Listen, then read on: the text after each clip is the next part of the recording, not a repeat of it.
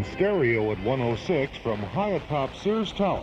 This is WXFM, Elmwood Park, Chicago.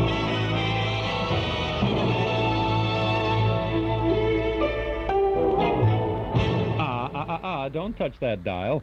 The night is gone. The morning's here. It's a beautiful day in Chicago, and this is Chuck Shaden inviting you to spend a part of it with us in the hall closet. The sounds of good old radio entertainment brought to you by Northwest Federal Savings. It's Northwest Federal Savings time, 63 hours a week.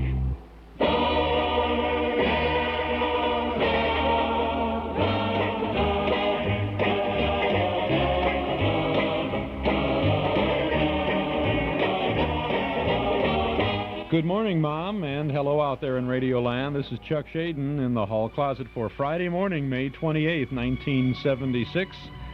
From our Nostalgia Broadcast Center on Chicago's northwest side, we have a closet filled with lots of goodies this morning as we get set to begin a big holiday weekend, the Memorial Day weekend.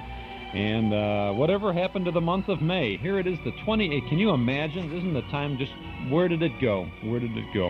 Well, the next couple of hours will rapidly move along, too, as we tune into Vic and SADE, the telephone hour, comedy from the folks who claim that you don't have to be Jewish, and from Jack Benny and Company. This is the Benny program now from March 21st of 1937. We have completed our series of programs from Jack Benny's last season on radio, the 1954-55 season. So now we're going to go way back to the 30s for the next few Fridays and enjoy some of the earlier shows. This is a Jell-O program with Mary Livingston and Abe Lyman and the orchestra, Kenny Baker, who was the singer on the show before Dennis Day, and some of the regulars, too. This is a broadcast from the Grand Ballroom of the Hotel Pierre, in New York City, and it's the Jack Benny Show.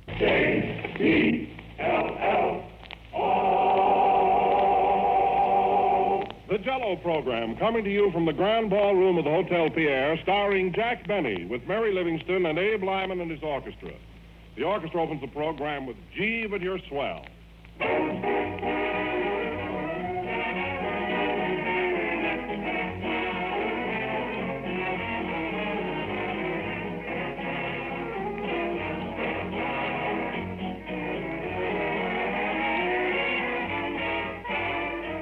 You've often seen the hallmark on gold or silver, but perhaps you never knew why it is there.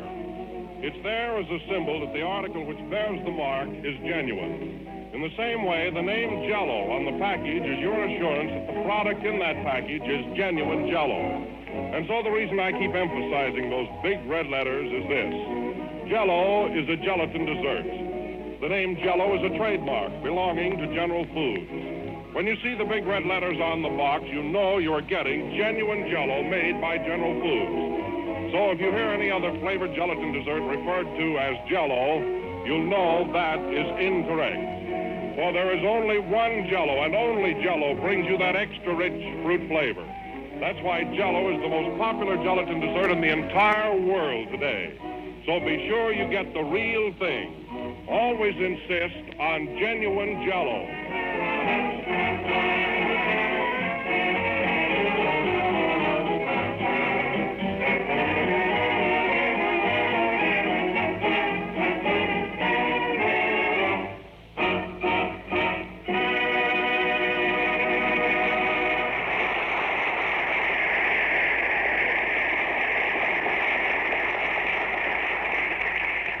And now we bring you the man who came to New York for a rest and has to go back to Hollywood to get it, Jack Playboy Benny.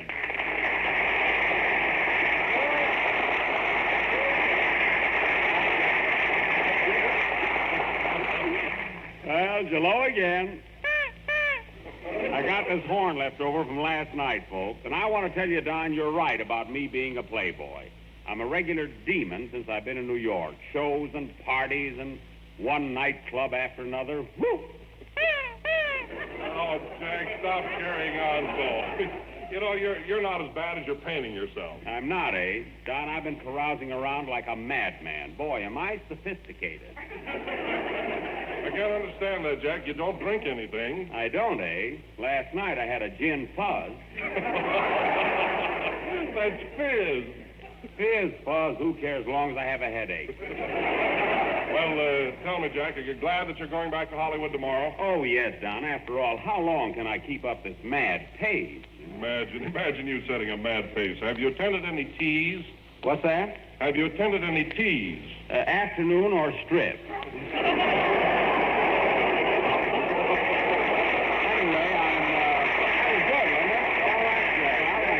That was good. Anyway, I'm really just all in. Oh, hello, Abe. Hello, Squirt. Squirt? If you've been hanging around with me lately, you'd find out what kind of a guy I am. Oh, you're not so wild. No, that's what you think. Only yesterday I was thrown out of Schrapp. You were? Yes, sir, and I would have reported that bouncer if I knew her name. And I'm not kidding. Hello, Jack. Oh, hello, Kenny. Toot, toot. It's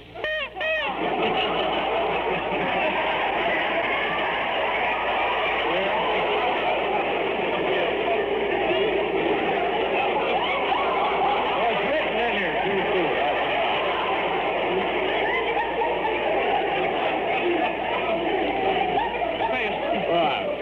Where'd you get that horn? I wish I knew. Say, Kenny, do you notice anything different about me tonight? Huh? Oh, really? No, why? Well,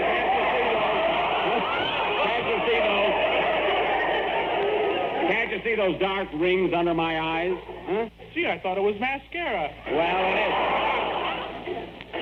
Hey, Jack, give me that horn, will you? isn't. Oh, no, this horn and a chicken sandwich cost me $14. Say, Kenny, we missed you last Sunday when you had to go back to Hollywood. How did your picture turn out? Oh, swell, Jack. You know, Phil Harris is in it, too. And, oh, boy, the girls at the studio are hanging around him. Oh, taking my place, huh? Nah, these are young girls. Say, Kenny, who has the love interest in your picture? I have.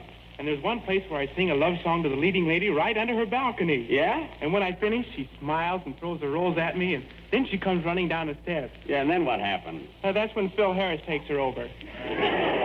Well, that's not very fair. Don't you feel badly? No, I got a rose out of it. Well, when I get back to Hollywood, he'll have some real competition. I've learned plenty here on the gay white way. Hello, you little desperado. Oh, hello, Mary. Say, Don. Yes, Mary. Take that horn away before he plays the bee on it. I'll tell you, Mary, I've just worn to a frazzle from this constant hurly-burly and excitement. I gotta go someplace where I can be alone for a couple of hours. Why don't you find out where your last picture's playing? Well, don't be so funny. You know, I've got to go out on a party again tonight. Parties and nightclubs. I tell you, I'm getting to be the best-known rounder on Broadway. Go on. You couldn't get a ringside table at the Automat. Oh, I couldn't, eh? No kidding, Mary. I really think that Jack has turned out to be a pretty wild sort of a guy. Oh, yeah? He went to Minsky's the other night and fainted during the opening chorus. Well, it was hot in there. Was it? Wow! Kenny, now let's drop all this talk. I'm on the ragged edge now. And, hey, play something soothing, will you, so I can sort of pull myself together? Okay. Say, Jack, when you go out tonight, you want to try something that'll pick you right up? Sure, eh? What is it? A striker's cocktail. Well, I bet this is a peach of a gag coming. I can see that.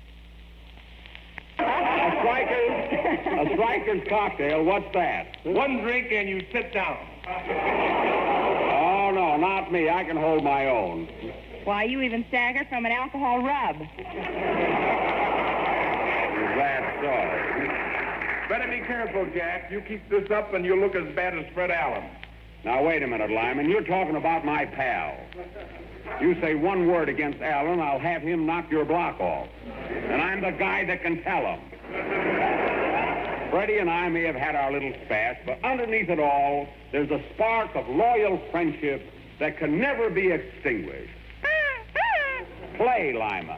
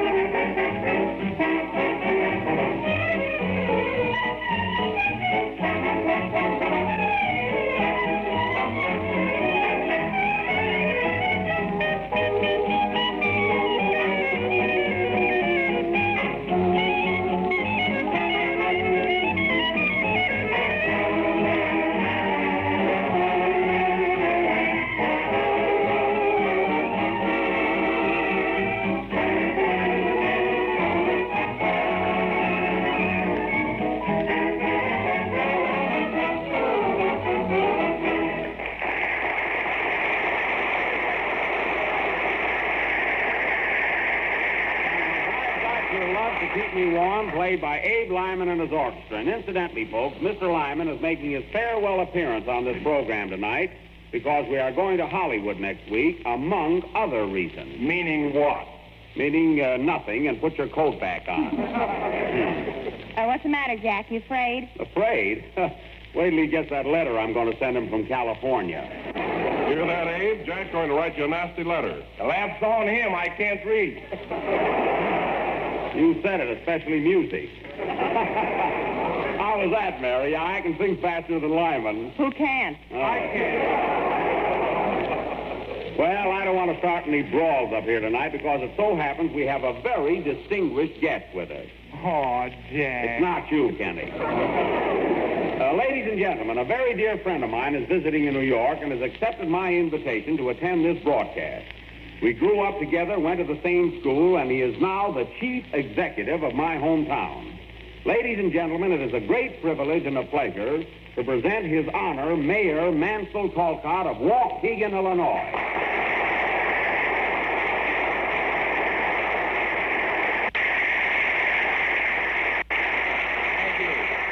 Thank you, ladies and gentlemen. I really didn't want to impose on you, Mayor, but knowing you were in town, I couldn't resist taking advantage of it.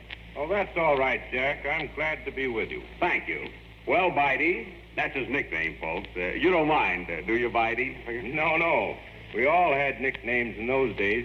Remember yours? Mine? Oh, yeah. Let's see now. What was it the kids used to call me? Tuffy. That's right. Tuffy Benny. Did you hear that, Mary? I was quite a scrapper in those days. Time marches on. Yeah, never mind. Well, Bitey, tell me something about home. How's Julius Sinnig and Stub Wilbur, Ollie Eimerman, and the rest of the gang? Eh? They're doing fine, Jack, and they're all proud of you. Oh, well, say, you remember Vivian Thompson and Hazel Clark? And say, Bitey, how's my Aunt Josephine? Oh, fine. She's still on the fire department. Yes. Good old Aunt Joe. I can still see her sliding down that brass pole, you know. Bitey, I'll bet the town has changed a lot since I've been there. Sure has, Jack. You remember the blue suits that used to hang in the window in your father's store? Yes, I do. Well, there's a gray one there now. Probably the same suit. I told Dad to buy an awning. Well, Bitey, now that you're here, I do want to congratulate you on the success of your political career. Thanks, Jack. You know, I bet when we were kids and went to school together, you never dreamed that you'd become mayor. You got about the lowest marks in the class, didn't you? No, next to the lowest. Oh, I thought we were tied. Not quite. Say, Jack, on your way back to Hollywood, you're going to stop off at Waukegan for a day, aren't you? I certainly am. Yes, sir. That's fine, because we're planning a celebration for you. Jack Benny Day in Waukegan. Well, thanks, Bitey. I appreciate that. I do. No, we're not going to make a formal affair or present you with a loving cup or the key to the city. Well, I'm glad you're omitting that ceremony. However, I called a meeting of the local merchants, and as a token of our esteem, we decided to call off all of your old debts. Well, thanks, but I imagine they're outlawed by now anyway. Now, Bitey, before you leave, I'd like to have you meet the members of our cast. I know they're eager to meet you. First, Mary Livingston. Mary, this is His Honor, Mayor Talcott of Waukegan. How do you do, Mayor Talcott? Hello, Mary. Say, Jack, is that a real mustache? Yes, it is. Quiet. There's not much of it, is there? Now, Bitey, I'd like to have you meet our orchestra leader. Not that it'll improve your social standing. Anyway, this is Abe Lyman. How do you do, Mr. Lyman? Glad to know you, Your Majesty. Hey, that's Your Honor. Go on, Your Honor's a judge. I ought to know. There, you see what I'm up against? And this is Kenny Baker, our tenor. Well, hello, Kenny. How's that wonderful voice? If you listen in every week, you'd know. Kenny! Now, come here, Don, and don't embarrass me by asking the mayor if he likes Jell-O. Bitey, this is Don Wilson. I'm very glad to meet you, Don. How do you do, Mr. Mayor? That's better. At least Don got the title right. Yeah, but we got the laugh. Now, go away. Well, Bitey, it's about time for Lyman to play a number, so how about you and I sitting down and having a little chat? Or you and me, rather. Which is correct, Abe? You and I or you and me?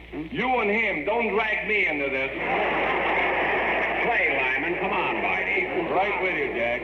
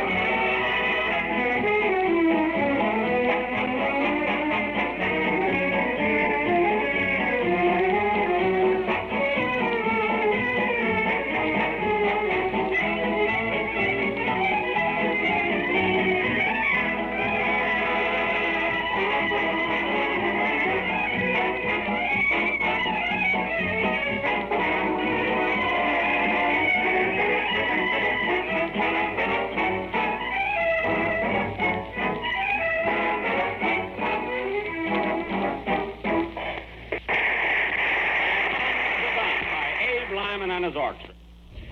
All righty, that's the first half of a very rather early Jack Benny program, at any rate, from March 21st of 1937.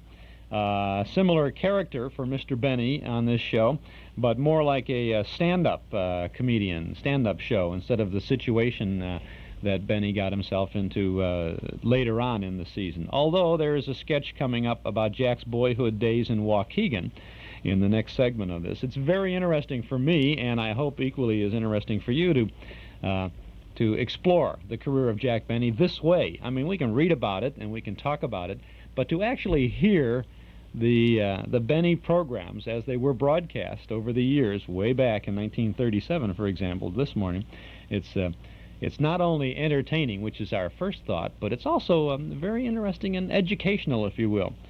So there, see, we offer a little educational information this morning in the hall closet. This is Chuck Shaden on WXFM 106 on your FM dial. It's 18 and a half minutes past 8 o'clock Northwest Federal Savings Time. Hi, this is Bob Elson. You know, in 37 years as announcer for the Cubs and Sox, I've seen all the great Chicago ball players. Why, who could forget the way old Aches and Pains hit foul balls all day till he got the right pitch?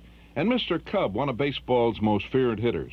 And remember the guy who never read and went to the movies just to save his batting eye? Well, I'll tell you, I've seen them all. And I picked my all-time great Cub and Sox teams.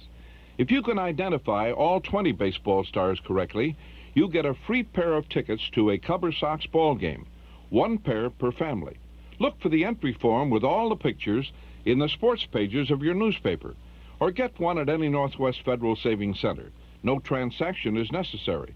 Just bring your answers to any Northwest Federal Savings by July 9th and have some fun.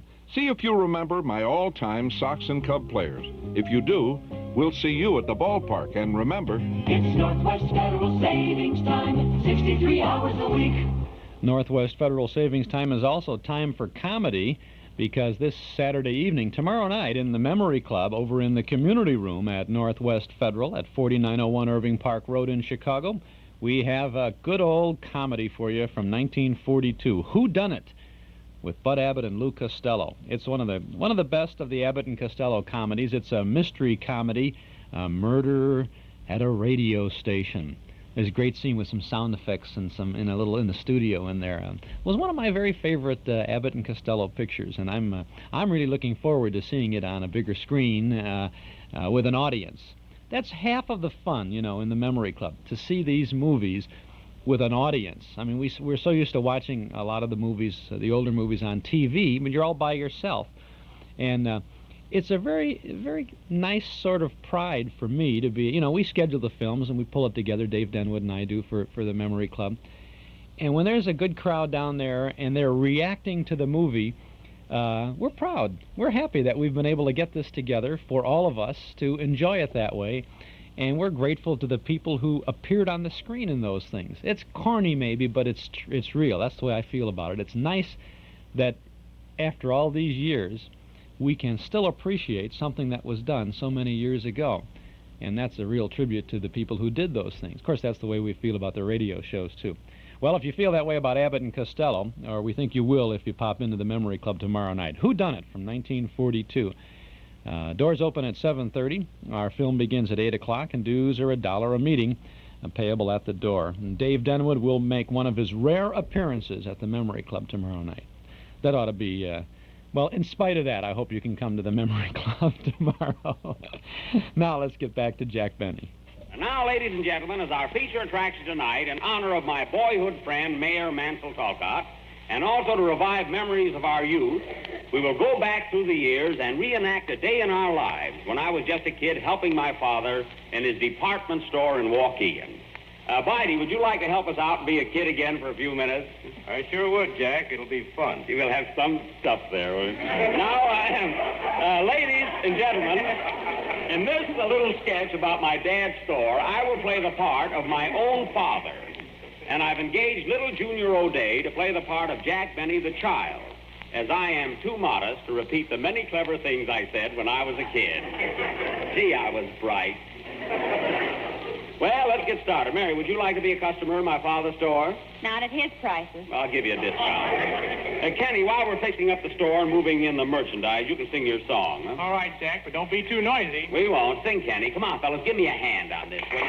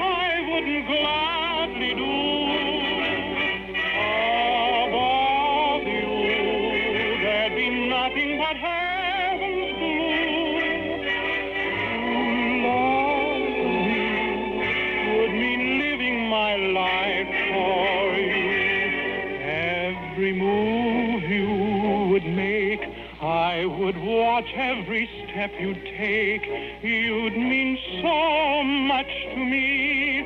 Every beat of my heart would be for you. And then I would place you upon a throne and live for you.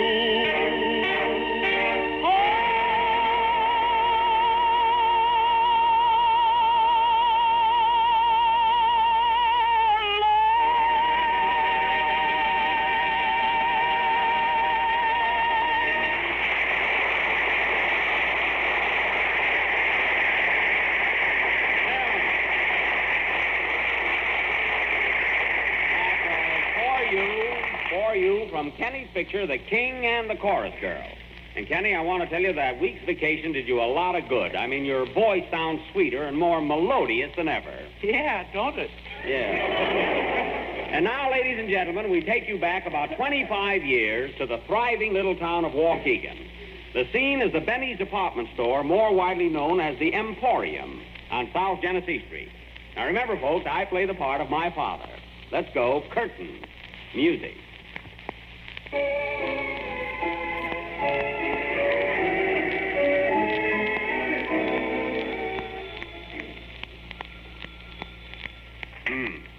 Hello? Waukegan Emporium. Oh, good morning, Mrs. Fenchel. Yeah, a birthday present for your husband? Well, we just got in something new, a nightshirt with pants. They call them pajamas. No, you don't need suspenders. Yes, I'll send them over as soon as the horse gets up. Goodbye. Jackie. Yes, Pa? Go into the back room and practice your violin. I'm not spending 50 cents a lesson for nothing. Oh, I don't wanna. You're going to learn to play the violin if it takes a week. Now go in there and practice the B. It'll come in handy 25 years from now. What's the rush? What's the rush? That little Freddie Allen is talking already. Now get in there and practice. Oh, all right. And don't practice too loud. I got to make a living. Certainly an unbusy day. Hello, Mr. Benny. Well, little Mary Thompson, what can I do for you? Nothing. I'm just window shopping. Window shopping? Why don't you do it outside? Why don't you wash your windows? Well, it's dangerous. Last time I done it, the glass warped. Say, how's that suit I sold your father? The coat and pants are fine, but the vest drags on the ground. Well, just tell him to tuck the vest in his trousers. He did, but his foot got caught in the pocket. And you can't blame the suit if he's clumsy. Close that door, Jackie. You know, Mary, someday that kid of mine will be a great violinist. Well, right now he's lousy. Baby, get away from that door. Stop hanging on my sign. People will think this is a pet shop.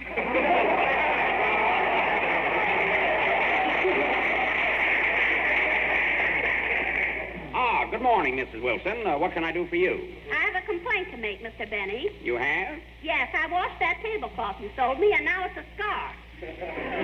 Oh, that's too bad. Wash it again, and you got a handkerchief. Mary. Oh, there's your little boy, Donald. How old is he now? 19 months. Well, what a cute little rascal.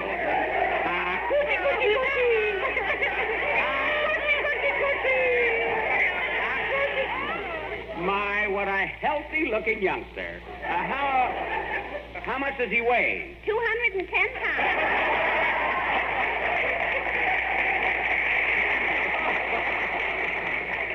210 pounds. Well.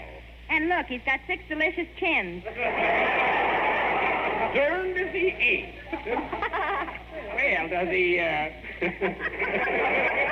does he talk yet, Mrs. Wilson? Does he? Darling, say something for Mr. Benny.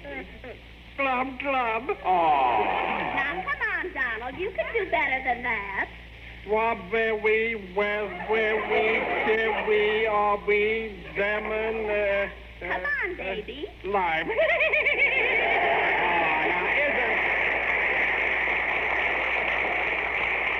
Isn't that just too de-foo? Huh? Isn't that cute? I wish his rattle was heavier so I could sock him. Well, just wheel him under the chandelier. It looks shaky. Well, I guess I'd better take him home. Yes, goodbye, Mrs. Wilson. Bye. Jackie, not so loud. Good morning, boys. Hello, Mr. Benny. Say, where's Jackie? He's in the back room practicing. Can he come out and play ball with us? No, he can't, Mansel. All you think of is playing ball. How do you ever expect to become mayor of this town? Don't worry, I'll make it. Well, you can have my vote now if you'll buy a suit. That's fine. I'll be able to put the city hall in my vest.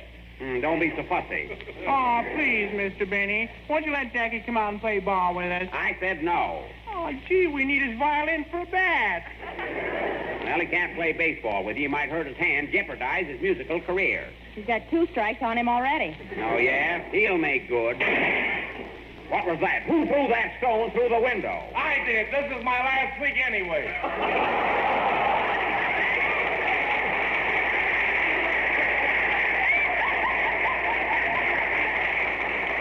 That's Abe Lyman again. Well, run along, all of you kids, and stay out of here. More trouble with those children. You think I was running a playground. Oh, how do you do, sir? Anything for you? Yes. What's the price of that suit you have on display outside? Where? Right out there in that dummy. Oh, Jackie? Yes, Pop? Go out and tell Uncle Julius to move around once in a while.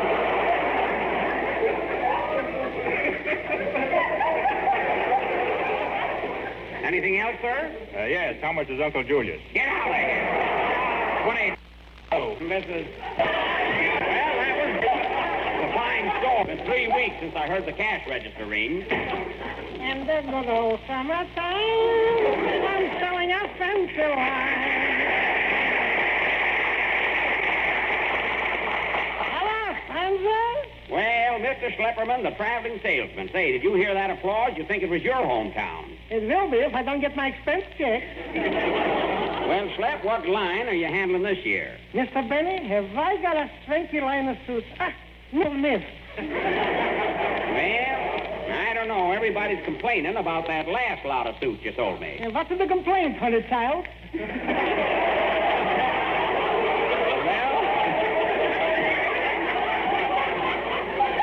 Well, the coat and pants are all right, but the vests are too long. What vests? Those are overcoats. Overcoats, and where are the vests? In the side pocket. Why don't you look around there? Well, can't use any suits, but summer's coming on. What have you got in men's bathing suits? Now you're talking. I got here some bathing suits that will make your head swim, I'm telling you. Men's bathing suits, eh? Yeah, here they are. The latest creations in Paris. Oh, imported. Well, they look pretty good. Hey, these are only the tops. Where are the trunks? They missed the boat. Well, maybe I can sell them during high tide. Gotta wait for that one. Pretty good. Mr. Benny, I'll put you down for a couple of dozen. Anything else I can show you out there? No, Schlep, I guess that's about all. What's that? That's my little boy, Jackie, practicing. He's going to be a great violinist someday. Don't you think so? You should live so long. Goodbye. Sorry, I gave him an order. Jackie, it's time to close up and get home to dinner. Okay, Pop. Blow out the lights, son, and let's go. In the good old summertime, in the good old... Hey, that song is pretty popular, isn't it, Daddy? #1 on the hit parade. It is? Yep, it passed Pony Boy last week. Well, come along, son. Let's close up and go home. In the good old summertime, in the good old summertime. Oh, Daddy, look. There's still a customer in the store. Well, lock him in. We'll get him tomorrow. In the good old summertime.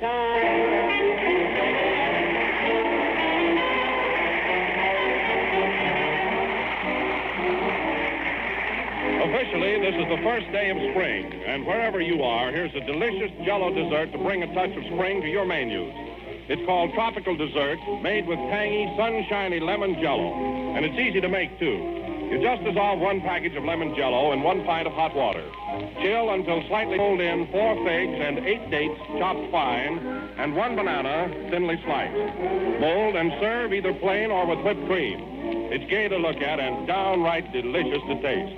Why not plan to serve this tempting springtime dessert soon? But be sure you make it with genuine Jell-O, for Jell-O has that extra rich fruit flavor. Flavor from fresh, ripe fruit. So ask your grocer for Jell-O by name and look for the big red letters on the box. They spell Jell-O.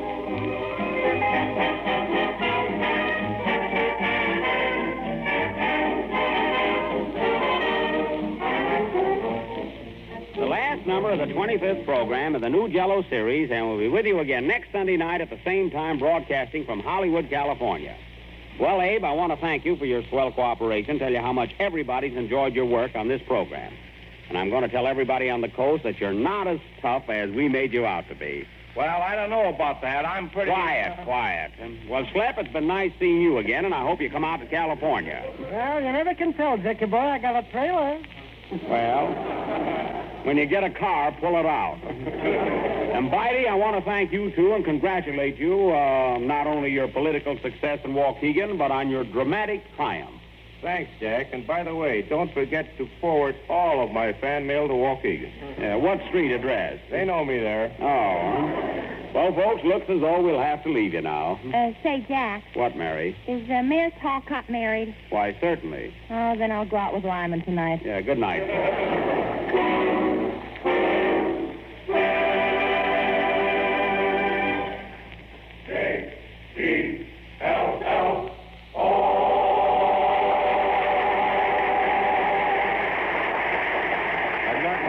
Keep Me Warm was from On the Avenue. This is the National Broadcasting Company.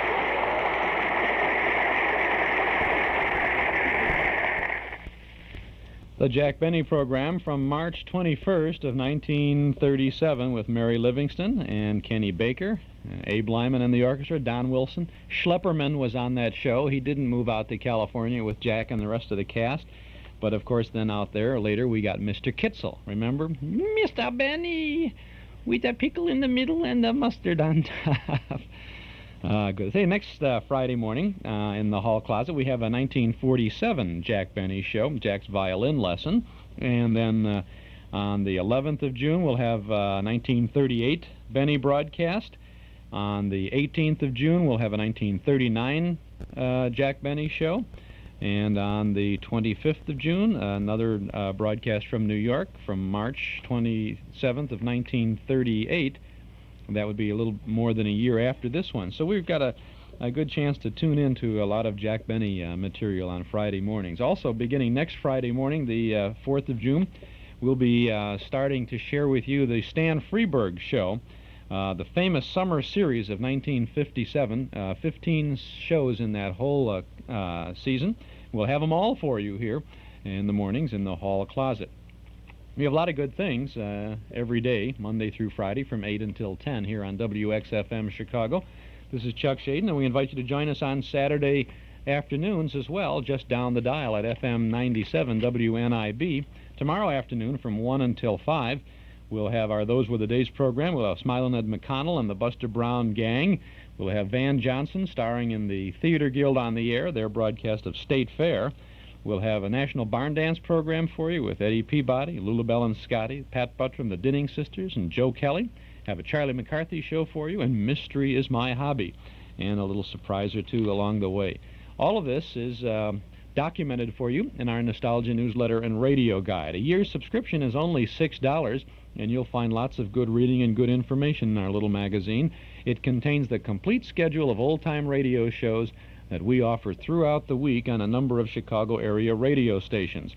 It's also filled with page after page of articles and pictures from and about the good old days. You can subscribe right now by telephone if you'll call us here at our Nostalgia Broadcast Studio. 545-2260. That's 545-2260. We'll take your name and address, and your subscription will begin with the June issue, which you'll have in just a few short days, and we'll include an invoice for your year's subscription. $6 for 12 issues. Call us at 545-2260. Give us a buzz right now. The June issue of the Nostalgia magazine features a cover photo of Jack Benny's friend Rochester, and reprint articles about Art Carney, Mike Douglas, Don McNeil, Gary Cooper, and original articles about Frank Sinatra and Judy Garland and the radio's parade of spotlight bands, Clark Gable. There is our Dime Store classified advertising page and news of our Saturday Night Memory Club get-togethers. Subscribe right now to our Nostalgia newsletter and radio guide. A one-year subscription, only $6. Call us at 545-2260. That's 545-2260. Or send $6 to Nostalgia Newsletter, Box 421, Morton Grove, 60053. Want to make sure you get the June issue as soon as possible? Call us as soon as possible. 545-2260. Carpeting and furniture need to be cleaned, and now there's a way to earn a 20% discount on the finest professional cleaning. This is Carmelita Pope. With Magicus standby rates, you earn a 20% discount on carpet and furniture cleaning in your home or office. Just call Magicist and ask for a standby coupon. When an opening occurs on a Magicist route, you'll be contacted. If you take advantage of that opening, you'll earn 20% off the regular price. This is no gimmick sale. You really earn that 20% discount by allowing Magicist to set the day of the appointment and balance their routes and schedules. So come clean now and earn a 20% discount. See your white pages or Chicago phones, call 378-8600. Bank cards welcome. And ask Magicist about soil retardant. It keeps carpets and rugs cleaner longer.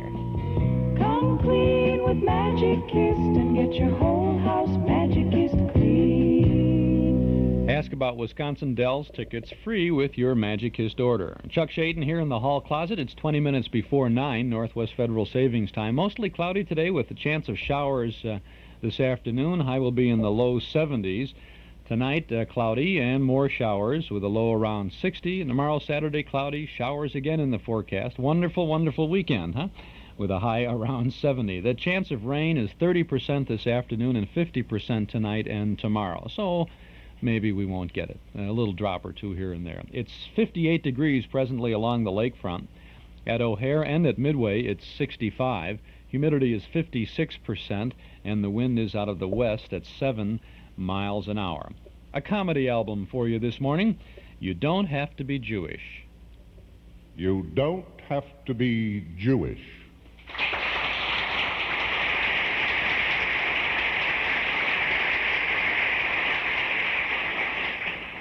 A call from Long Island. Hello? Hello, Mama. Hello, darling. How are you? Terrible, Mama. Terrible. What is it, sweetheart?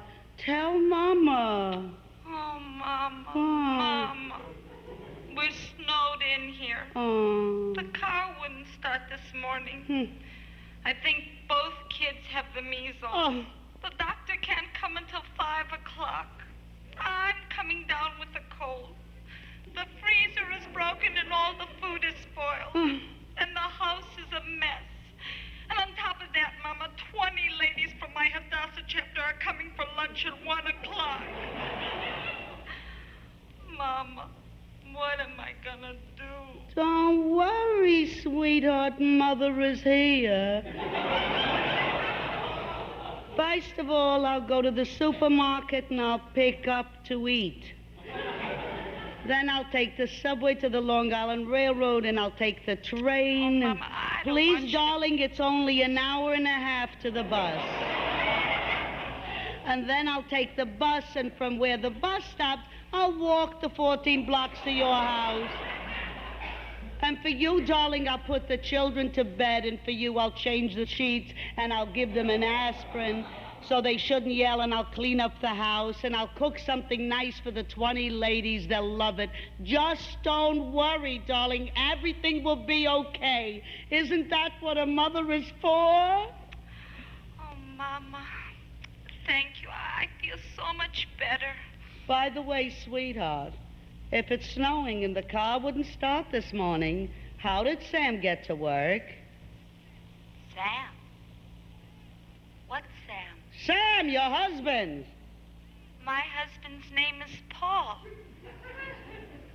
Is this Tremont 71166? No, this is Tremont 71177. Does that mean you're not coming?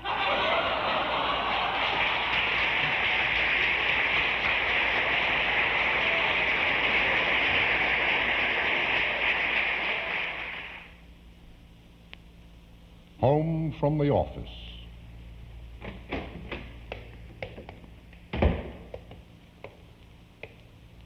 Sweetheart, your honey bunch is home. Where are you? I'm hiding. I've got a surprise for you. Where are you? I'm hiding.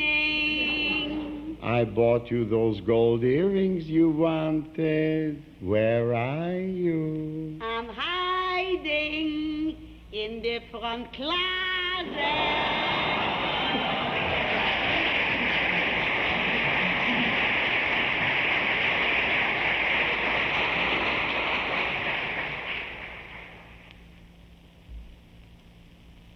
The reading of the will.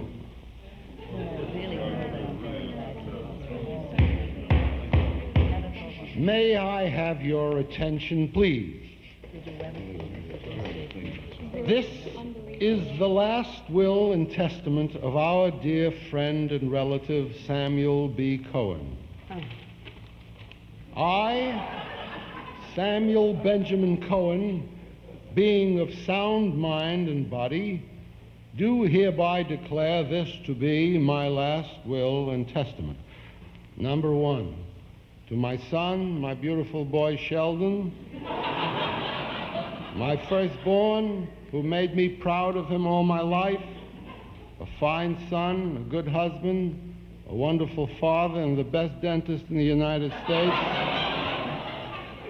To my son Sheldon, I bequeath tax-free $1 million. Wonderful. Isn't that magnificent? Good luck, Sheldon. Number two, to my beautiful daughter Jane, with a Y.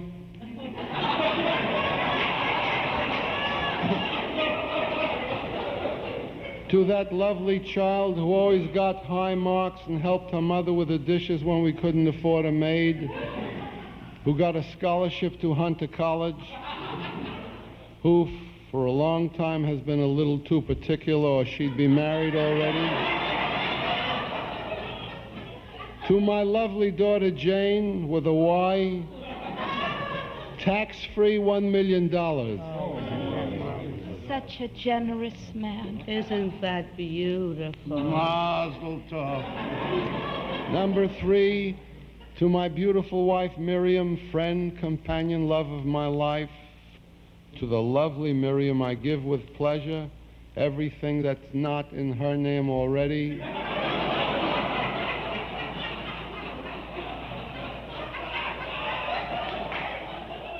The white Chrysler Imperial with the white sidewalls and the Princess telephone. The Picasso from the back of the store. My Arnold Palmer golf clubs with a new leather bag. And tax-free $2 million in cash. Enjoy, sweetheart, enjoy. Oh, what a marvelous husband. An angel, not a man, an angel. The Picasso from back of the store and everything. Number four, to my brother-in-law Louis, who lived with us all of his life, who never had to do a day's work, who knew how to handicap the ponies better than anybody, who only smoked the finest cigars, mine. To my brother-in-law Louis, who all his life said I would never remember him in my will. Hello, Louis.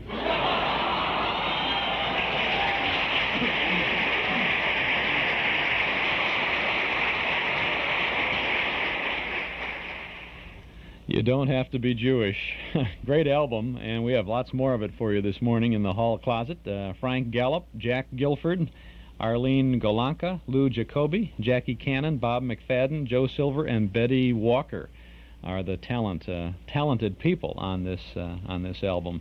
Very, very funny. Hope you're enjoying it. Chuck Shaden here in the hall closet on WXFM 106 on your FM dial. It's 12 minutes before 9 o'clock, Northwest Federal Savings Time. Townhouse TV and Appliances offers you the hottest name in CB radio equipment, Cobra, the ultimate AM mobile unit because it's loaded with rugged quality and powerful features in a compact unit you can take anywhere. Ask anyone who knows anything about Citizens Band radios and he'll tell you Cobra is first rate. For CB radios, it's Cobra. For Cobra, it's Townhouse TV and Appliances, 7243 Touhy Avenue, just west of Harlem. And remember, Townhouse for Sony television, too. See Sony Trinitron TV, Sony 40-inch diagonal projection TV, and the new Betamax videotape system. Visit Townhouse and ask for a demonstration with no obligation. For Sony television, Frigidaire appliances, and Cobra CB radio equipment, visit Townhouse TV and Appliances at 7243 West Toohey Avenue. They're open Monday, Thursday, and Friday nights till 9, Saturday until 5. Eden's Plaza Shopping Center, where plenty of free parking makes it a pleasure to shop your favorite store or service. Eden's Plaza Shopping Center, where Eden's Expressway, Skokie Boulevard, and Lake Avenue meet at Wilmette. Eden's Plaza Shopping Center. Easy to reach, easy to park, easy to shop. Many fine stores are open to serve you 7 days a week at Eden's Plaza Shopping Center in Wilmette.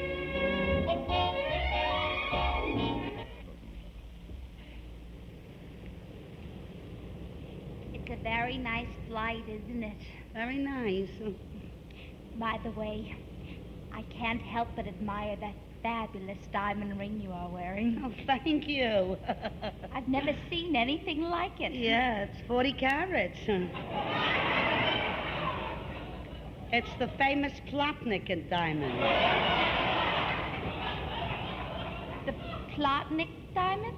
Forgive my ignorance, but I'm not familiar with it. Well, between the Star of India and the Hope diamond is the Plotnick diamond. I never knew.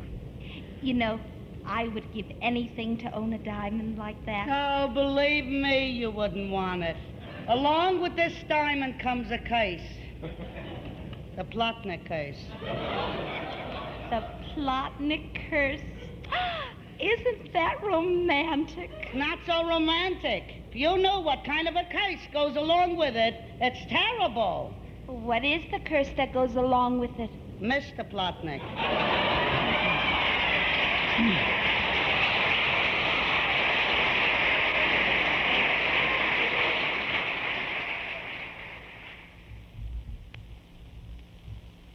Quickies. The astronaut. Isn't that wonderful, Mama? That White and McDivitt went around the world 62 times. A big deal. If you got money, you can travel. The school. All right, children. Now we will play a game of association. As I call on each of you, just say the first thing that comes to your mind. Billy Davis. My daddy's sending me to camp this summer. Good. Now, Alice Thompson. I like to play with dolls best. All right, Alice. And now, Jack Adelstein. I pledge $1,000.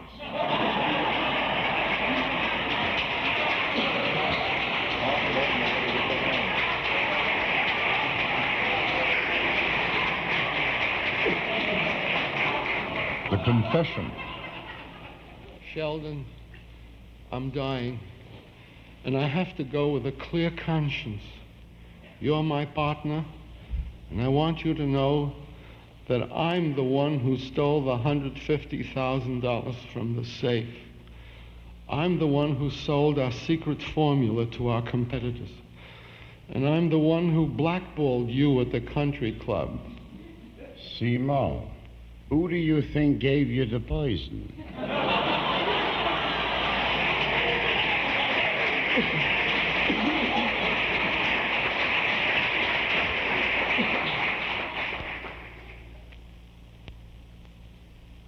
The jury. This court will please come to order.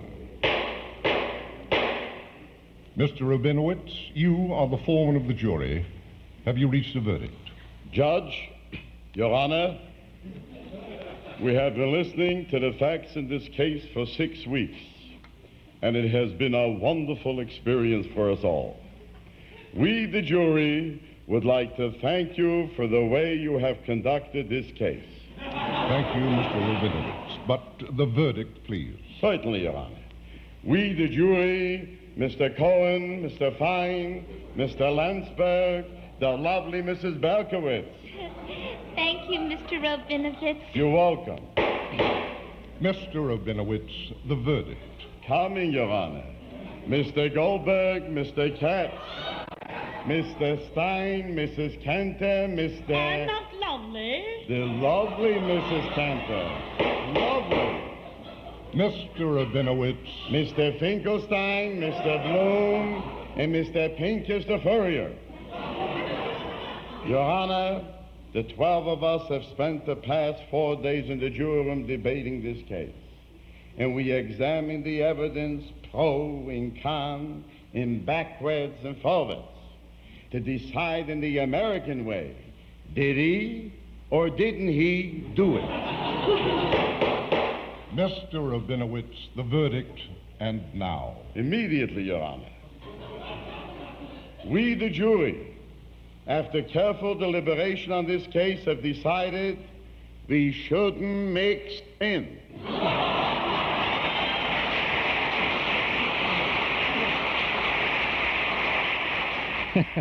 We shouldn't mix in. Well, we're going to mix in for just a moment or so here. That's a great comedy album from 1965. I'm not sure, but I believe it's out of print now, but it's a CAP album, KRL 4503, if you are really interested in tracking it down. You don't have to be Jewish. With this is the same people who put out the First Family album. Remember the comedy album about Jack Kennedy, President Kennedy and his family? We're going to have to dig that out one of these Friday mornings and play that too, with a little disclaimer perhaps saying that it's intended for fun and not to make fun. At any rate, we have more of this comedy album, You Don't Have to Be Jewish, in just a moment or so. Chuck Shaden here in the Hall Closet on WXFM 106 on your FM dial. Gary Cooper stars as baseball great Lou Gehrig in the Lux Radio Theater production of Pride of the Yankees. It's our cassette tape of the month for May. That's what we came to America for. That's why you studied, why you went to Columbia, so that you could play baseball. After all my plans for you to follow after your Uncle Otto. Mom, people have to live their own lives. Nobody can live it for you. Now, nobody could have made a ball player out of Uncle Otto, and nobody can make anything but a ball player out of me. To my own son, I'll say it to your face. You are a good-for-nothing, Lou Gehrig. All baseballers are good for nothing. Loafers in short pants. Gary Cooper in Pride of the Yankees, a Lux Radio Theater broadcast. It's our cassette tape of the month for May, and we're wrapping up May rapidly, too. A full hour of entertaining radio, and it's yours for only $5 from the Hall Closet, Box 421, Morton Grove, 60053. Cecil B. DeMille hosts this 1943 program, the radio version of the 1942 movie, Story of Lou Gehrig. It's our May cassette tape, only $5 from the Hall Closet, Box 421, Morton Grove, 60053, or you can get this tape at any of the offices of Northwest Federal Savings. Gary Cooper as Lou Gehrig in the Lux Radio Theater's Pride of the Yankees, $5 from the Hall Closet, Box 421, Morton Grove, 60053. Also this month, we have that special Radio Month family pack, a set of 3 cassette tapes for only $13. Get 3 classic suspense dramas, get great comedy with the Bickersons and Baby Snooks, and the Maltese Falcon with Boris Karloff and Arsenic and Old Lace with Humphrey Bogart, or vice versa, at any rate. Bogart's in Maltese Falcon and Karloff is in Arsenic and Old Lace. 3 hour-long cassettes, only $13 during May, National Radio Month. It's our Vacation Family Pack. It's available by mail from the Hall Closet, Box 421, Morton Grove, 60053, or at any office of Northwest Federal Savings. Remember, the 3 cassette family pack, $13. Our cassette for May, Pride of the Yankees, $5. For both, send $18 to the Hall Closet, Box 421, Morton Grove, 60053. And for the next few days, this is the end of our special offer. And after the 1st of June, those cassettes may be available only individually and only at $6 each. So if you've really been thinking about it, I urge you to send for it right away. And I'm sure you'll be pleased with it. We have had a lot of folks deciding they want to get this, and maybe you'd like to get in on it too. Send to the Hall Closet, Box 421, Morton Grove, 60053. Our Metro Golden Memory Shop at 5120 West Irving Park Road is ready to serve you with lots of memory minders of the good old days. Hundreds of recordings of old-time radio shows on tape and on LP records, plus big band, soundtrack, and personality recordings. Lots of new things to bring back the old times.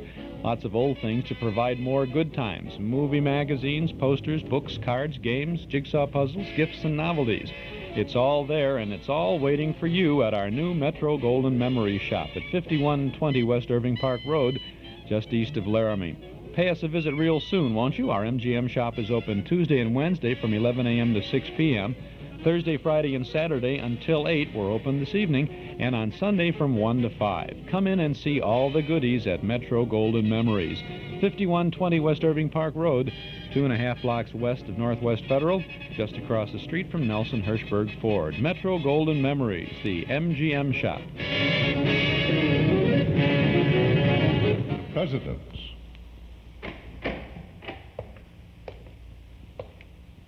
Mr. President, the President of Israel is here to see you. Would you show him in, please? Oh, this way, Mr. President. Thank you. My good friend, how nice to see you. It's a pleasure to be here, Mr. President. And please accept the warmest regards from my ladybird. Thank you, and please accept the warmest regards from my Fagala.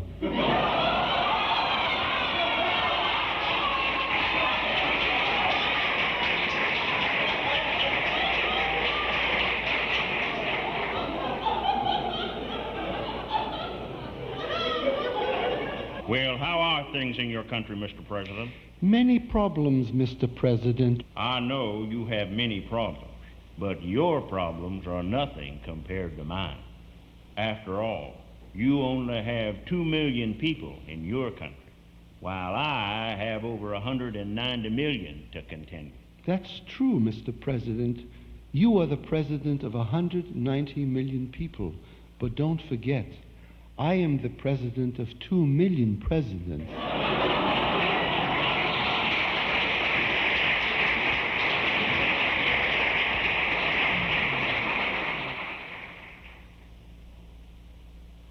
The cocktail party. Nice party. Yes, lovely. I'm in advertising. I'm with BBD&O. And I'm in women's wear. You may have heard of us. Finkelstein and O'Brien Limited. Finkelstein and O'Brien? Well, that's unusual. You think that's unusual? I'm O'Brien.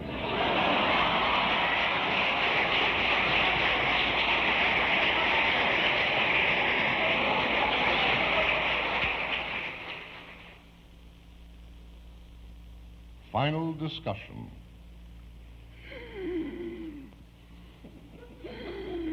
Mama, I haven't got much time left.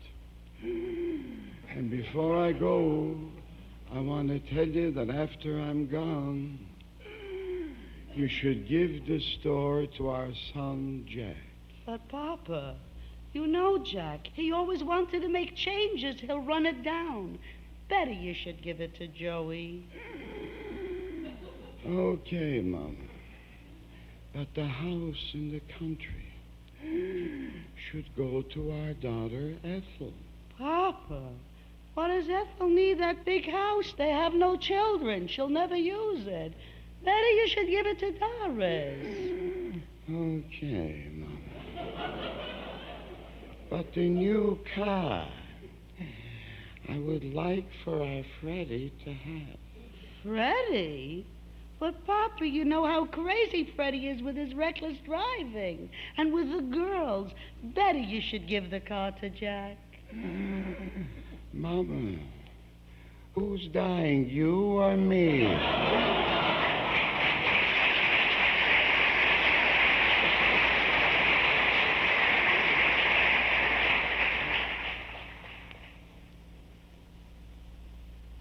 More quickies. Cry for help. Oi, am I thirsty? Oi, am I thirsty? Wait, sir. Hold on, sir. I'll get you some water. Am I thirsty? Am I thirsty? Here, sir. Drink this.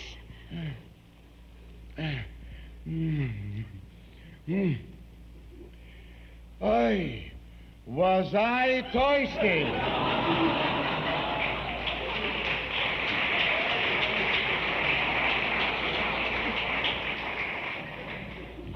Panic. Doctor! Doctor! Is there a doctor in the house? Is there a doctor in the house? Yes, madam, I am a doctor. Boy, doctor, have I got a daughter for you.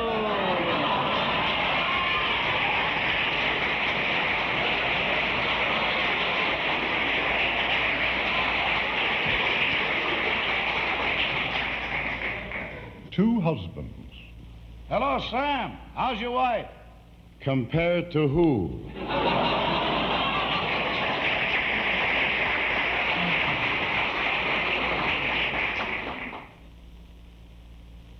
The convicts. All right, you three prisoners line up here. You men tried to escape and you were caught. And as captain of the guards, the warden has ordered me to give each one of you 3 lashes. Oh, boy, some All right, let's pipe down. This is a progressive prison. And the warden has said that each one of you can have a protective coating of your own choice on your back before you get lashed. Okay? Hodges, you're first. What do you want on your back? Cover my back with oil. Okay, cover his back there with oil. Come on, let's go. Smear it on there, splash it on his back. Let's go. Okay, Hodges, take your punishment.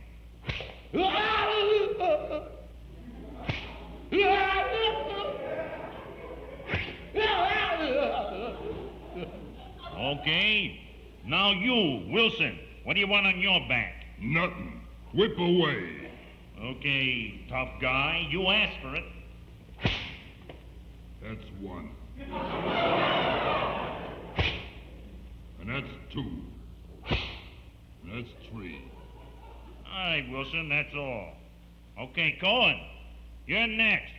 What do you want on your back? On my back, I want Wilson.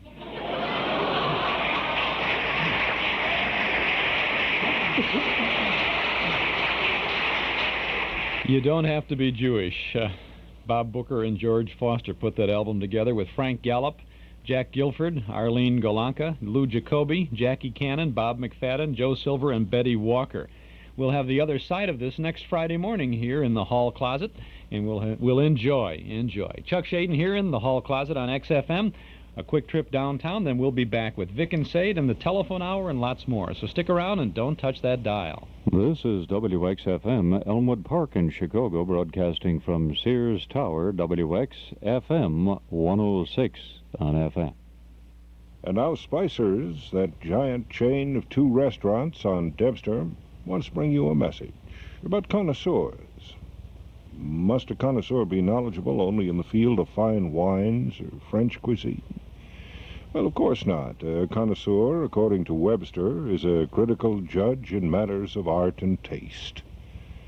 Spicer's invites the discriminating connoisseur of the submarine, the hero, the hoagie, or whatever you call this marvelous creation, to try their original Spicer sandwich in 8 intriguing varieties. They start it with a 9-inch length of garlic bread, heaped with aged provolone cheese, garden fresh green pepper, tomato, and Bermuda onion.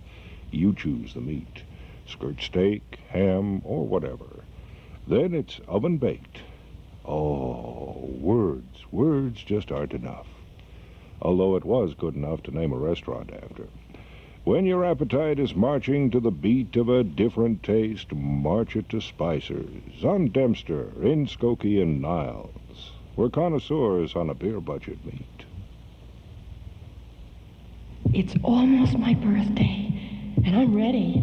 Mom took real good care of me, listened to the March of Dimes, and saw the doctor as soon as she suspected I was there. But now it's time to leave. Here I go. I'm a girl, a beautiful, healthy girl. Happy birthday to me. Thanks, Mom, for following March of Dimes' advice. Be good to your baby before it is born. In stereo at 106 from high atop Sears Tower, this is WXFM, Elmwood Park, Chicago.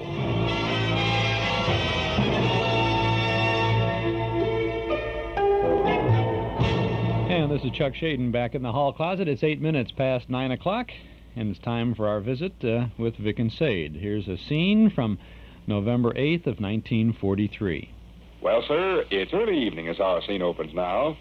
And here in the living room of the small house halfway up in the next block, we find all our friends assembled. Vic lounges in his easy chair beneath the floor lamp reading the newspaper. SADE occupies the hither corner of the Davenport with her sewing basket. And young Russell, at the library table, gloomily contemplates a sheet of tablet paper. And at length... You seem unhappy and distraught, my Bobolink. Bobolink is right. I'm sorry I opened the conversation. Doesn't promise much. I'm trying to write a half-wit composition about bobolink. Really? Birds, anyway. Well, quite a coincidence. If you don't mind my being anti-disestablishmentarianistic. No, go right ahead. Be anti-disestablishmentarianistic. Sadie, hold your hat. I'm about to be Anti-disestablishmentarianistic. Well, nobody thought I could say that. We say it all the time. You do, but I don't. Little Charlie Husher can say it. Anti-disestablishmentarianistic, he said the other day. His papa just loves to hear him say it. Ain't birds a rotten topic for a composition, though, for boys? Squillions are lovely things you can say. I can't think of none. Let's hear what you got so far. Birds fly overhead. That all? Yeah. Quite a brief essay. Well, I know I'm not going to hand in a lot of peach butter junk like the little bird shook from his throat floods of delirious music. You never made that up. No, it's out of a poem in our English book. Bertha Faber was quoting it this afternoon. I bet Bertha knows all about birds. Oh, sure. She'll sneak out a composition a mile long. I like birds. Yeah, you sure do. What? You like birds, but you don't like me. Why, every night I cry myself to sleep thinking about the temperature. Oh, yes. No, stay with it. Birds is nice. There's lots of dandy things to say about birds. Some composition I got here. Birds fly overhead. Well, go ahead from there. One sentence. Go ahead. You'll think of interesting trash. Trash is right. Miss Razor Scum and me had a talk about birds today. Funny about people. It sure is. I wouldn't have thought Miss Razor Scum knew about anything in particular. Oyster Cracker's cousin Lombard. Oh, that sounds like a slam. I wouldn't have thought Miss Razor Scum knew about anything in particular. It's not, though. I just meant, well, people have hobbies in trash. Like Homer Heck there on Kinsey Street. He knows all about Oklahoma. A person just looking at Homer Heck would think he never bothered about anything outside of having his hair slicked back. Same with Miss Razor Scum. Is her hair slicked back? No, but about birds. She just astonished me. Knows birds backwards and forwards. Rattled off their names like gravy. Robin, bobolink, sparrow, eagle, wren, crow, squirrel. Squirrel's not a bird. Well, no, but you appreciate what I mean. Pigeon, woodpecker, parrot, thrush, You look swallow. animated, two-car garage. I bet you got thought of something. I thought of a way to fill out space anyhow. Good. My theme can read like this. Birds fly overhead. There are many different kinds of birds. Robins, bobolinks, sparrows, eagles, wrens, crows, pigeons, woodpeckers, parrots, thrushes, swallows. What's some more? I grasp your thought. I know it's not much of a scheme, but at least it'll use up the lame brain composition paper. Everybody's required to turn in 2 pages filled on both sides. Will your subterfuge get by with Miss Sutton? Probably not. But I have to hand in something. Tell about the birds in Miller Park, why don't you? I don't know anything about the birds in Miller Park. They got millions. What are they? Why, the peacock. The peacock and the... Well, let's see. Peacock? The peacock and the... Yeah, and the peacock. Well, they got other birds in Miller Park. Well, make your entire composition about peacocks. What'll I say about them? Well, what does a person say about peacocks? Search me. Peacocks is beautiful birds. They're all different colors. You can see them in Miller Park. And like that. Oodles are lovely trash to tell about peacocks. Uh-huh. Phoebe Bohr dropped in the office the other day. He's got to tell me about a young lady he used to keep company with who had a brain like a bird. Dorothy, he quoted himself as saying, "You've made me this platter of fudge, but you forgot to put in the pepper." They don't put pepper in fudge. I knew I'd trap you. They do so put pepper in fudge. If you'll go down to the public library and consult the encyclopedia, you'll find that the best authorities recommend a pinch of pepper. That's all. Miss Stembottom's birdhouse. Miss Stembottom's birdhouse? Sure. Mr. and Miss Frederick Stembottom got a birdhouse in their backyard. Well, that's not a very long composition. Well, you could make it as long as you wanted. Huh? Mr. and Miss Frederick Stembottom have a birdhouse in their backyard. It is painted green. It is shaped like a bungalow. Mr. and Miss Frederick Stembottom sometimes put a breadcrumb on the porch of the birdhouse to attract the sparrows. Mr. Stembottom is a man that works in the foundry. Sure does. He loves it. Well, no, but there's oceans of trash. A person can tell. I expect I could flash down a lot of unnecessary information. My father's and mother's friends, Mr. and Mrs. Frederick Stembottom, have a birdhouse in their backyard. My father's and mother's friends, Mr. and Mrs. Frederick Stembottom, enjoy birds. And my father's and mother's friends, Mr. and Mrs. Frederick... Mr. Funny man, sir. Well, heck. Your compositions are counted in when the teacher figures out your monthly grade, aren't they? Sure. Pitch in, then. Okay. All this talk about birds makes me think of the article in the paper about Pom-Pom Cordova tonight. Was there an article in the paper about Pom-Pom Cordova tonight? Isn't there always an article about Pom-Pom Cordova in the paper tonight? What did the article about Pom-Pom Cordova in the paper tonight say? Oh, Miss Pom-Pom Cordova, Belmont Beach, Bahama Island, who is the house guest of Miss Lolita Di Rienzi of the Monte Carlo Apartments, caught your reporter's eye in the purple room of the Butler House Hotel last evening when she appeared wearing a hat which so much resembled Nightingale. I don't know. I didn't read it. Yeah, Nightingale. Nightingale. Phoebe Bohr claims he got elected the sweet singing Nightingale of the dismal No, steamage but I bet order. that hat was enough to send your undershirt to Detroit, Michigan Parcel Post. The article went on to say that Pom-Pom... Telephone's ringing. Fred and Ruthie, they feel like 500. Nope. Fred's putting in overtime at the foundry tonight. It's Raymond Searles. Sure it is. Raymond Searles, praise heaven. I'll bet you a nickel it's Raymond Searles. Are you proposing that I gamble? Are you insinuating that I would participate in a wager? Russell, my boy, I'm afraid you don't know me. The telephone. Nobody likes me. I'll say. Hello? Oh, hello, Arthur. Arthur Grump. Why don't you call him Art? Huh? Why don't you call him Art? Art? Everybody I know named Arthur is nicknamed Art. Well, Sir Gov, that's a funny thing. It sure is. There's maybe 15 Arthurs up at school, and they're all called Art except Arthur Grump. I won't try to explain this phenomenon. Yes, I won't try to explain this phenomenon, but... talk to him. Beg pardon, Mom? Talk to, what's his name? Arthur. Talk to Arthur. Talk to sweet Arthur, the grandest man in town. Hello, Arthur? Must be Arthur somebody. Oh, working away at this half-wit composition about birds. Yeah. I wish I was a bird. I'd be so happy. Well, I'd like to. Yeah, just a second. Arthur wants me to go to the Bijou with him. Tonight? Right now. Gloria Golden and four-fisted Frank Fuddleman's on. How about that composition? Oh, I'll do it tomorrow morning. Tomorrow morning when? Well, I'll find time.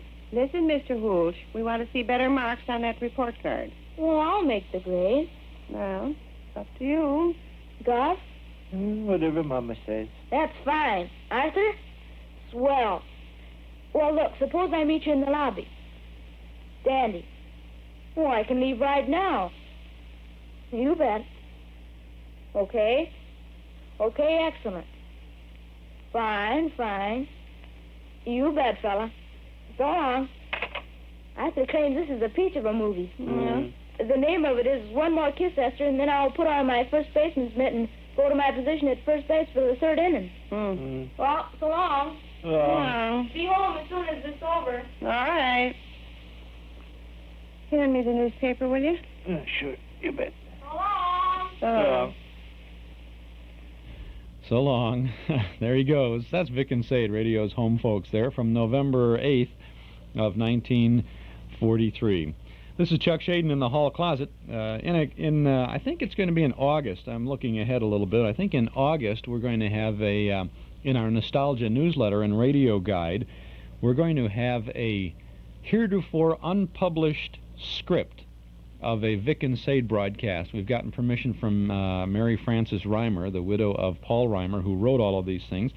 And we're going to have a cover picture of the Vic and Sade cast, and we'll have a complete script from one of these episodes, the whole thing. And the script was not in any book or anything else like this, so it'll be a very interesting thing to have a little special event.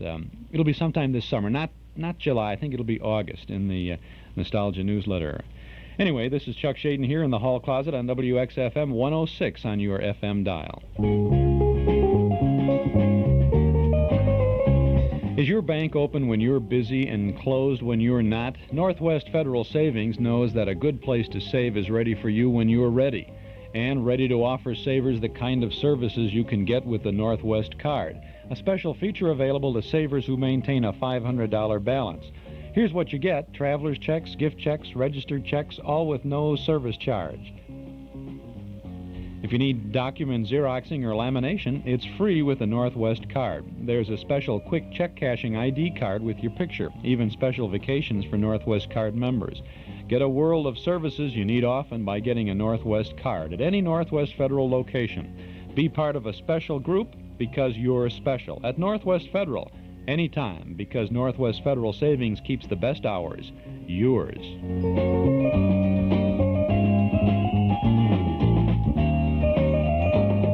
It's Northwest Federal Savings Time, 63 hours a week. Northwest Federal Savings Time is 18 and a half minutes past 9 o'clock. We have the telephone hour coming up for you in just a moment or so. I'd like to invite you to subscribe to the Nostalgia newsletter and radio guide. Speaking of that a moment ago, a year's subscription is only $6, and you'll find lots of good reading and good information in our little monthly magazine. It contains the complete schedule of old-time radio shows that we offer throughout the week on a number of Chicago area radio stations. It is also filled with page after page of articles and pictures from and about the good old days.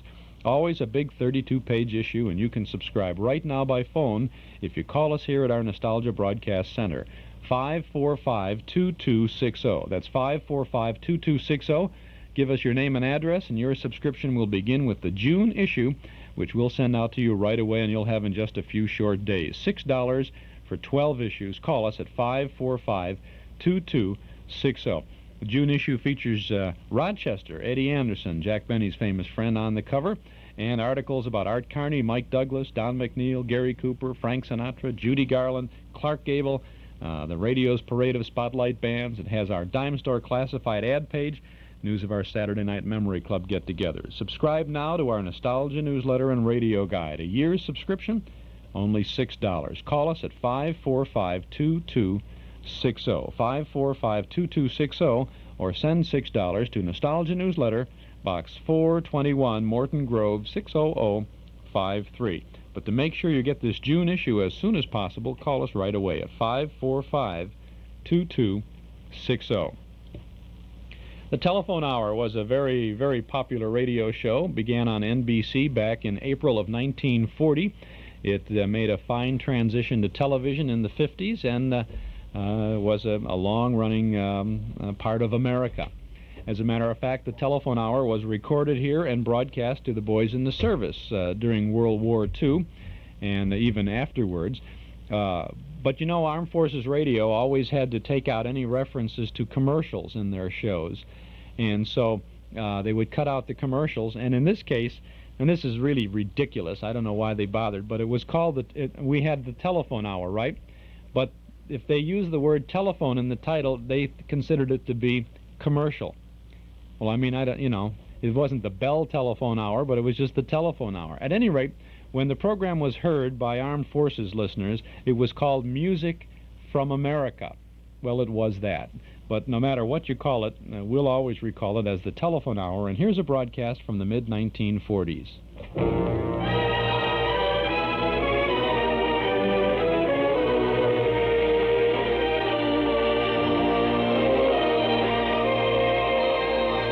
Presenting Nelson Eddy.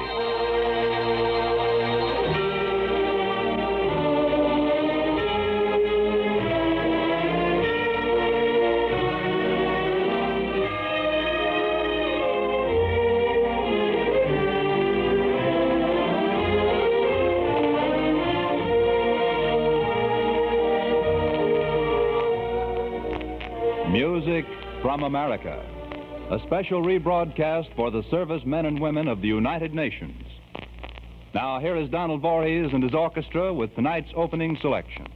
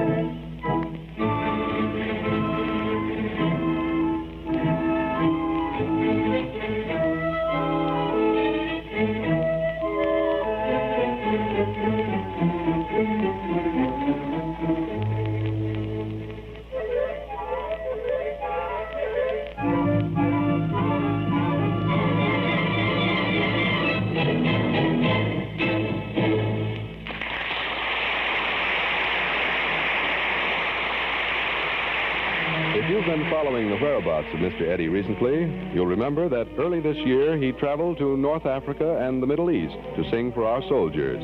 The trip was a grand success, and tonight Nelson Eddy is going to feature some songs best received by our fighting men and women overseas. He opens with the GI #1 favorite, a great American song, with the tang of grass and American earth. Nelson Eddy sings, "Oh, What a Beautiful Morning."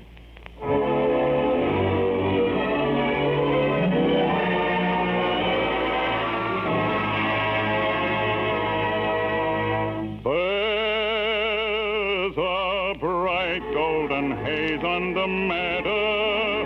There's a bright golden haze on the meadow. The corn is as high as an elephant's eye, and it looks like it's a climbing clear up to the sky. Oh, what a beautiful morning. Oh, what a beautiful day. I got a beautiful feeling. Everything's going my way. Oh, the cattle are standing like statues. All the cattle are standing like statues. They don't turn their heads as they see me ride by. But a little brown maverick is a wink in her eye. Oh, what a beautiful morning. Oh, what a beautiful day. I got a beautiful feeling. Everything's going my way. All the sounds of the earth are like music. All the sounds of the earth are like music. The breeze is so busy it don't miss a tree. And oh, weeping willow is laughing at me. Oh, what a beautiful morning. Oh, what a beautiful day. I got a beautiful feeling.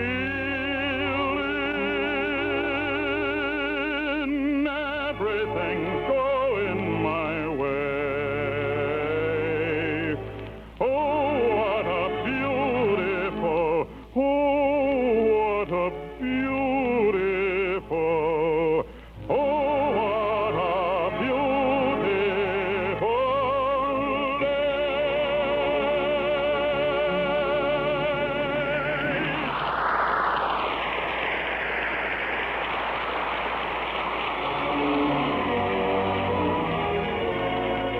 Short work by Claude Debussy. Typical of this composer's music, it creates a simple but overpowering mood, weaving a spell out of wind and light and shadow. Here is his familiar Reverie.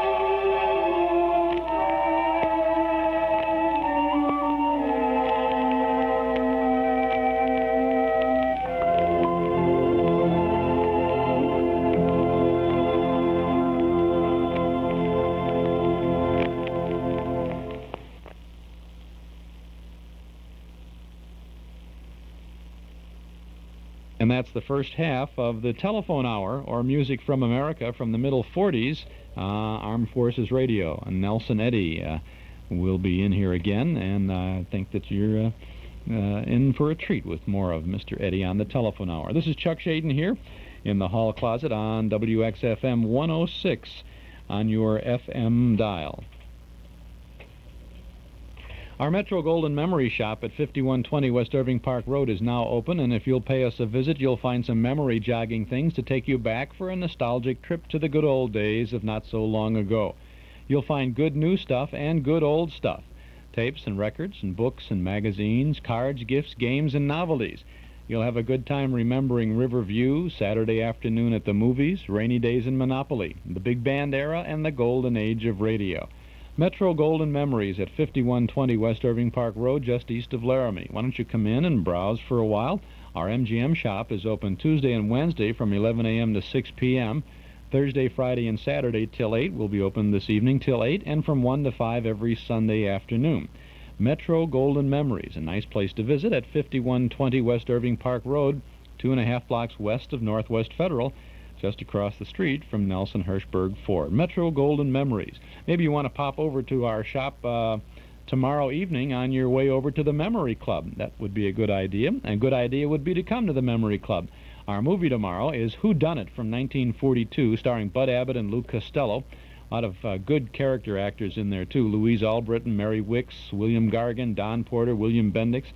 It's Murder at a Radio Station. That's the setting for this comedy mystery, which features Bendix as a flustered detective. If you're an Abbott and Costello fan, you're going to like it. And I think a radio fan will like it, too, because it's got a kind of a radio setting in it.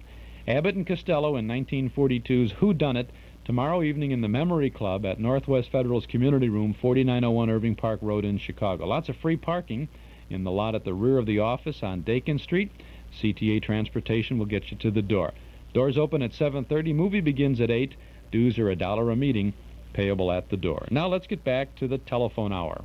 And now, here is Nelson Eddy with two more songs. What's the first, Mr. Eddy? Another of the Soldiers' popular numbers? Yes, it is. Very popular, but in a different way. Their choice of this number confirmed my belief that our soldiers have a deep, abiding faith in God and country.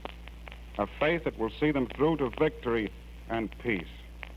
I'd like to sing a verse of this favorite of our soldiers, Schubert's Ave Maria.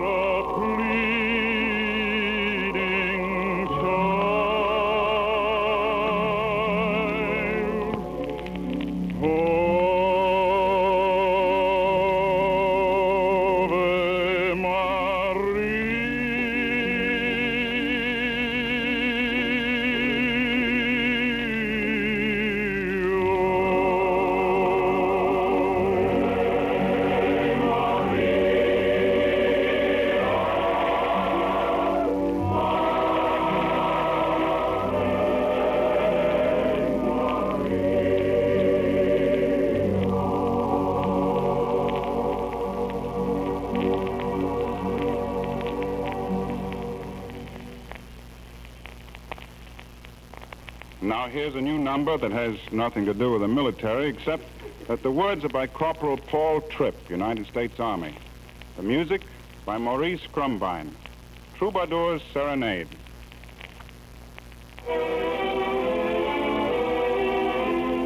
Shoemaker, shoemaker, shoemaker, now stud my boots with stars, wing them with flight of the eagle, polish them well till they glisten and gleam, with moons for my buckles of silver.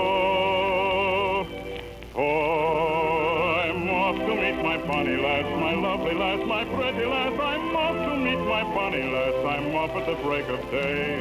So rig me out in bright array, in grand array, in gay array. So rig me out in bright array and send me on my way.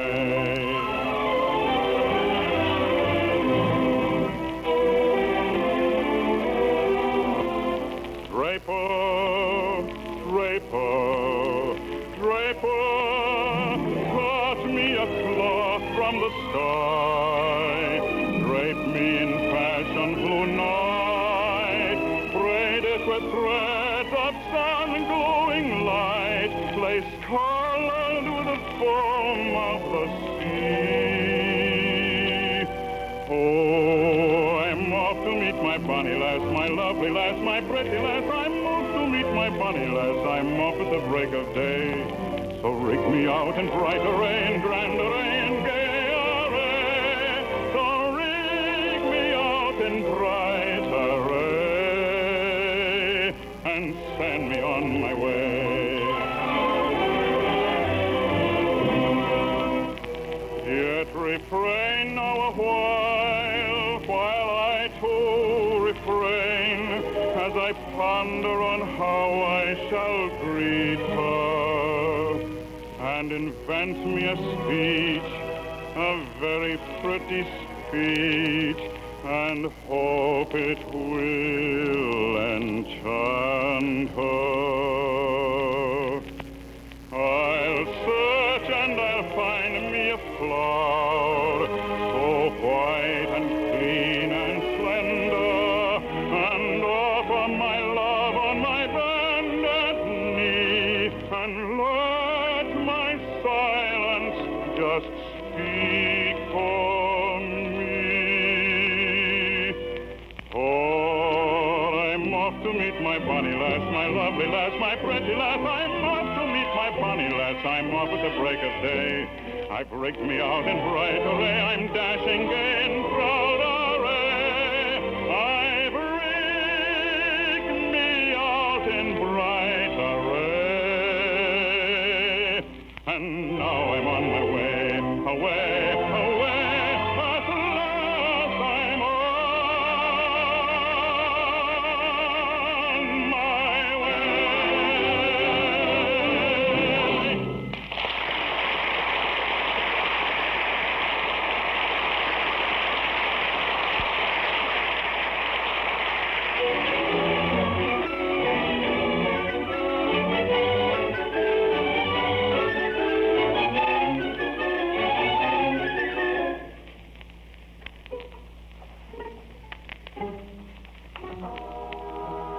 Peter Tchaikovsky once wrote to a friend regarding his Sixth Symphony, "I consider it the best of my works." And he proved himself a good critic, for though it was a failure at first, this work is today one of the most widely loved in symphonic literature. Now, from Tchaikovsky's Sixth Symphony, the martial third movement.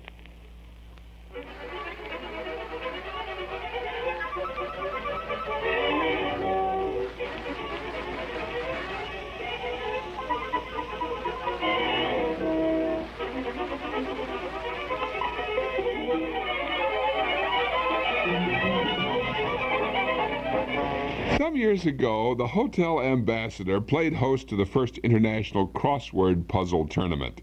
This was a purely spontaneous affair, and the fact that the entire executive board of Simon & Schuster and the publishers of Webster's Dictionary happened to be buzzing around was pure. WIN request and crafts from their effort. It was one of those walloping big dictionaries that should come equipped with its own electric hoisting machine. The chairman managed to deploy.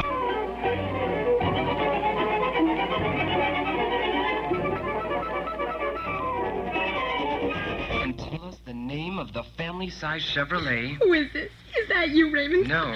Look, Raymond. Chevrolet, corner of Bussy Highway. Now, Roberta, all we want for you. We will.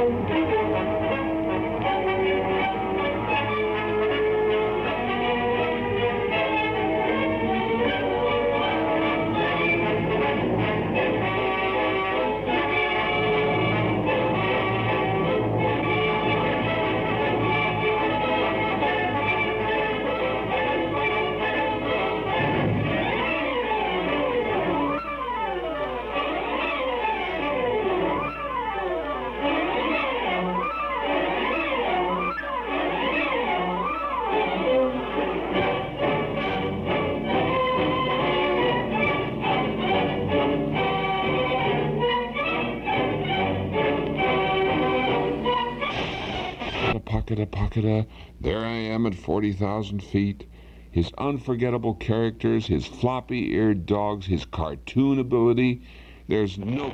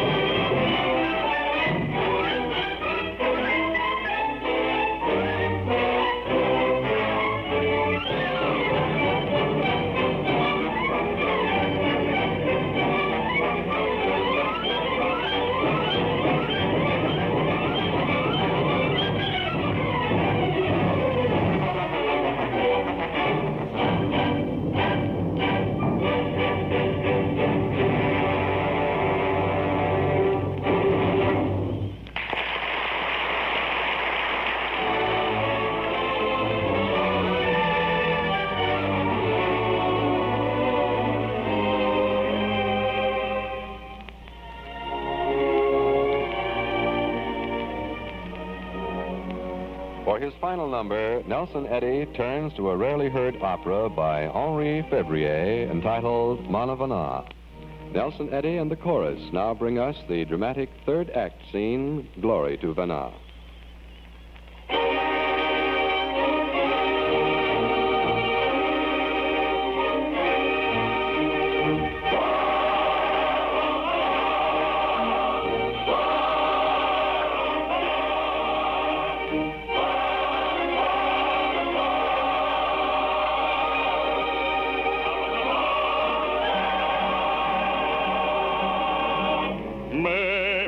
Voyez donc, quand je ne la vois pas, oh, mes yeux presque morts qui ne distinguent rien. Pour la première fois, je maudis la vieillesse qui m'a pris tant de choses pour me cacher celle-ci.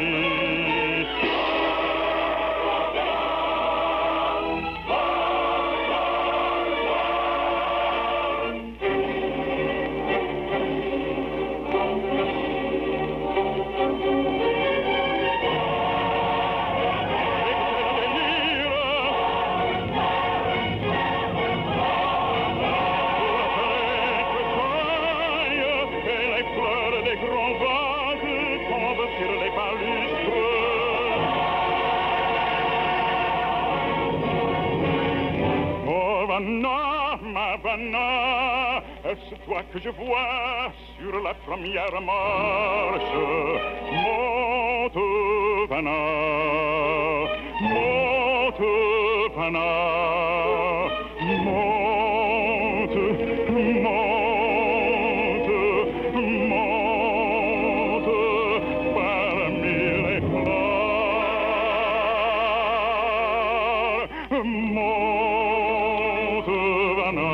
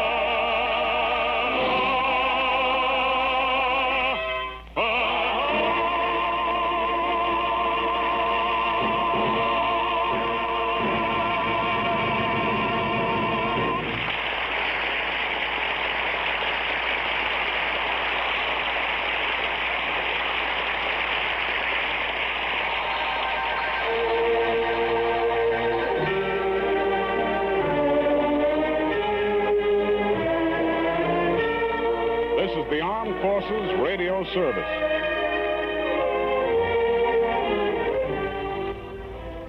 And that's the telephone hour. That was Howard Duff giving the Armed Forces ID there. So he and Elliot Lewis were two of the guys who were editing out the references to the word telephone. The only people who ever censored the telephone company. Music from America, the telephone hour from the mid-1940s for Armed Forces Radio, featuring Nelson Eddy. Adding a little class to our closet this morning. And we've tried to have something for everyone, and so the telephone hour certainly is for everyone. Chuck Shaden here in the hall closet on WXFM 106 on your FM dial. It's 7 minutes before 10 o'clock Northwest Federal Savings Time. We have, this is getting to the end of the line, talking about our cassette family pack for Radio Month. We have 3 cassette tapes featuring 3 hours of great radio fun and excitement. And it's only $13 for this 3 cassette set from the hall closet, Box 421, Morton Grove, 60053. If you want this at this special price of $13 for these 3 cassette tapes, you should send for it right away this weekend. This is what you get: 3 classic suspense dramas, On a Country Road, 0 Hour, and 3 Skeleton Key. Then you get 30 minutes of comedy with Don Amici and Francis Langford as the Bickersons. Another 30 minutes of comedy with Fanny Bryce as Baby Snooks and Hanley Stafford as Daddy. Then there's an hour of drama with The Maltese Falcon, starring Humphrey Bogart, Sidney Greenstreet, and Mary Astor from an Academy Award program, and Arsenic and Old Lace, starring Boris Karloff and Eddie Albert from a Screen Guild Players broadcast. This is great to take with you on vacation, and this vacation family pack is yours during this radio month of May only. 3 cassette tapes for only $13. 3 full hours of classic radio sounds. Send $13 for this 3 cassette set to the hall closet, Box 421, Morton Grove, 60053, or pick up your family pack at any office of Northwest Federal. Remember, too, our regular cassette tape of the month for May, Gary Cooper in the 1943 Lux Radio Theater broadcast of Pride of the Yankees, the story of Lou Gehrig. It's only $5 from the hall closet, Box 421, Morton Grove, 60053. $5 for our regular cassette tape of the month, $13 for the 3 cassette family pack. For all 4 tapes, send $18 to the hall closet, Box 421, Morton Grove, 60053. Eden's Plaza Shopping Center, where Eden's Expressway, Skokie Boulevard, and Lake Avenue meet at Wilmette. Eden's Plaza Shopping Center, where you'll find quality merchandise for the entire family. Eden's Plaza Shopping Center, easy to reach, easy to park, easy to shop. Shop and save 7 days a week at Eden's Plaza Shopping Center in Wilmette.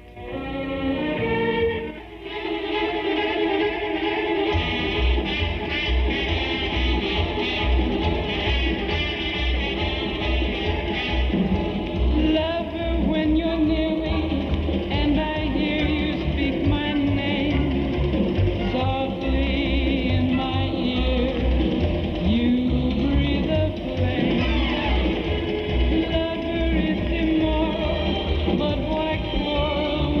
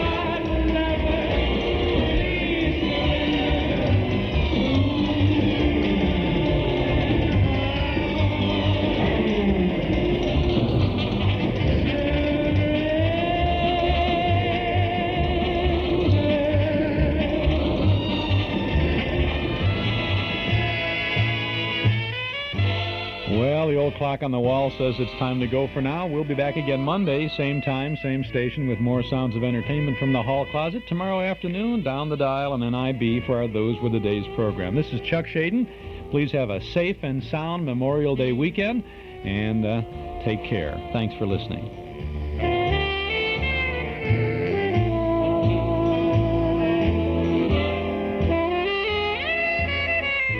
It's here at Lober Motors, 1111 North Clark Street.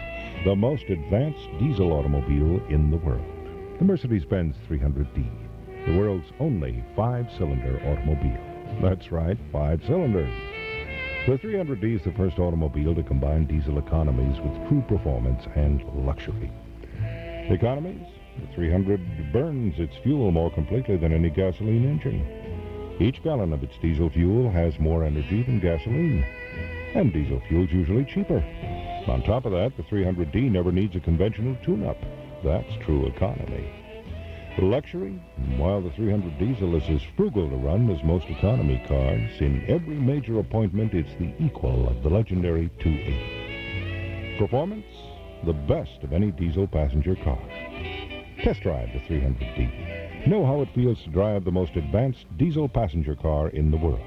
The amazing 5-cylinder Mercedes-Benz 300D. Only at Lober Motors, 1111 North Clark Street, Cocoa.